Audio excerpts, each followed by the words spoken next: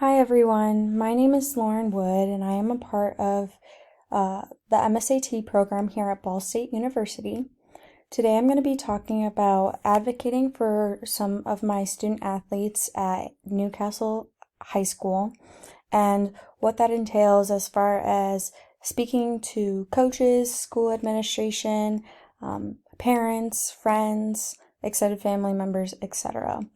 Um, the reason behind this topic is to inform those who are not involved in the healthcare field about patient education and how it promotes patient-centered care and increases the adherence to medication and treatments for every athlete and patient that healthcare providers see. So, an increase in compliance can lead to a more efficient and cost-effective healthcare delivery system. And not only does educating patients assure continuity of care and reduces any further or ongoing complications related to their overall health, but it can also ensure the continuity for the parents, involved family members, coaches, like I said previously. So I wanted to make sure that not only was the athlete being advocated for as to how they need more time once they are released from school, but the fact that patient education on their health state currently is extremely important in terms of care moving forward. It can help multiple people understand and accept what the patient is experiencing so they know how to better accept and change their plan for that athlete or for that patient or for that student moving forward. So the first thing I did was talk and communicate thoroughly with our coaching staff about the importance of overall athlete education. And as most of you know who are in the healthcare field, who work with coaches, this can be a very sticky conversation to have because they have a time schedule just like the healthcare providers do. So it's important to not only make sure and make aware that your schedule and your plans are important, but also their schedule and their plans are important and heard and understood. And just getting that mutual understanding between both professions is extremely important so there aren't any problems in the near future. So it is important to develop an insight between a coach and an athletic trainer so we can function effectively. And this can be a very, like I said, big conversation, sticky conversation to have. But it is important to provide the job duties of your position so each profession can be heard and understood thoroughly. So, one way I did that by starting this conversation is communicating the responsibilities of my profession and what that entailed, and then also listening to the responsibilities of the coaches and the school administration so I could understand from their perspective. And I would say that most conflicts between an athletic trainer and their coaches or their school administration stems from the lack of understanding in many cases and the lack of communication. And it is important to deal and handle with that maturely so it does not affect your patient and it does not affect their athlete in a negative way, such as they're not responding to treatment or they do not want to perform their treatment because they need to make it to practice on time, or they do respond and perform their treatment effectively, but they are late for practice and then that negatively impacts their athletic performance. So just getting an overall understanding as to what you both want to accomplish for that mutual person. And then while doing that, the second thing I wanted to do was provide a use of empathy. Now, for some coaches and even for some athletic trainers, empathy can be hard to come by, but it is important from all school administrators and coaches and parents to share a common interest, and the common interest should altogether be that athlete and that patient.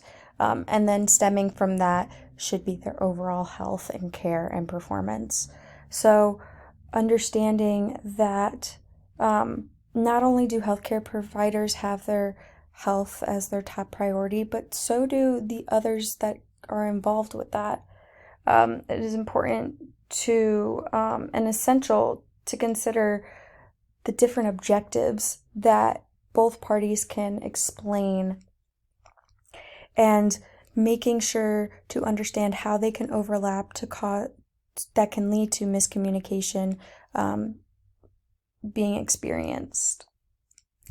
Next, I wanted to build a mutual trust with, most importantly, the coaches. And the way I wanted to do that was carefully by describing what my purpose was. And I did that by starting off by agreeing on a time frame with our coaches as to when they can expect their athletes to come and be present at practice or competition if they are receiving treatment. And with that time frame, with certain conditions I was experiencing throughout the semester, the time frame unfortunately was not long enough. So I had to go back to the drawing board and figure out a better way to mitigate the situation so I can adhere to what the coaches need and wants from me and vice versa. So I did this by providing athletes with a written up document of education, and that entails you know what a concussion is, for instance, and the gradings of a concussion, and when an athlete can be expected to return to play or return to learn, and the overall treatments for concussion. And then I did this for a few other injuries as well, such as ankle sprains and biceps tendonitis and medial epicondylitis. And these injuries were chosen because they were the most involved injuries within my semester of performing this assignment.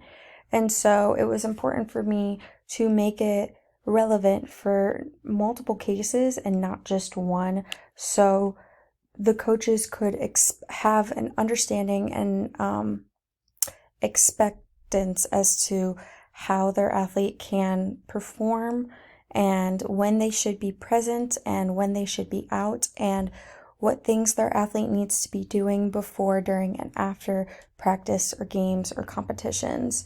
And by doing this, it did allow a mutual trust to be built, because it showed that I was a partner with the coaching staff and with the school administration board, and not, the bad guy or the villain by trying to keep their athlete out of play.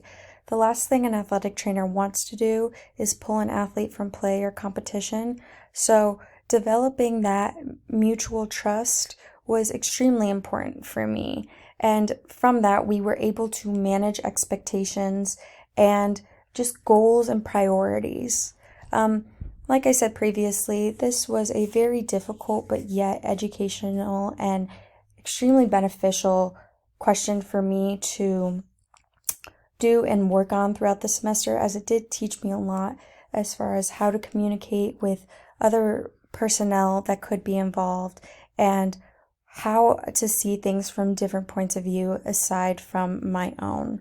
So for those of you who could be participating or could be experiencing these struggles, I hope this helps you moving forward, and I hope you are able to find the benefits from my presentation here to help build your conversations that you can have or you might be experiencing, and use the tools and resources I provided, like developing a plan of education and exercises for an athlete to have immediately instead of having to walk through that. Because as most of us know, if an athlete comes in for an evaluation, that can take roughly up to 20 minutes depending on the injury. Plus, then you have to factor in the education of what that injury is, and then the do's and don'ts of what the athlete is allowed to participate in and what they are not allowed to participate in, and then when they can be expected to return to their activities, and then the exercises and rehab they should be doing while they're in that injured state. So providing this plan for me thoroughly helped my relationship and my bond with the other administration and the other faculty that were involved. And I highly encourage other healthcare providers to take this under consideration as well, to avoid any of those hasty conversations that can be had, because overall it is the athlete and the patient that we need to keep in mind and not let our differences get the best of us. Thanks for listening, guys. I hope this helps.